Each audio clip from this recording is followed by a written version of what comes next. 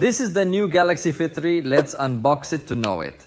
This is one of the most interesting accessories from Samsung that took a long time to renew since the last generation.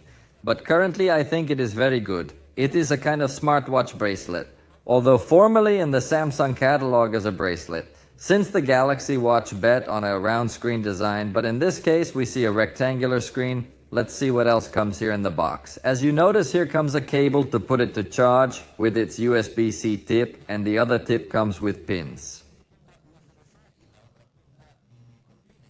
These pins will have magnetic absorption for quick attachment to this bracelet. And the bottom of the box will probably contain basic documentation, which I prefer to refer to as the paperwork of a lifetime. That's all that is included in the box. As you can see, there is little content. The bracelet has a more or less traditional clasp. The band is made of silicone, although you can exchange them quite easily. Let's turn it on to see if the Galaxy S24 automatically recognizes it, or this accessory does not have an easy pairing. As you can see, it immediately recognized it. I just have to press connect and that's it. With this, they will be linked and I can start using it. But it can also connect to other cell phones, not necessarily must be Samsung. I'll tell you more details in your review.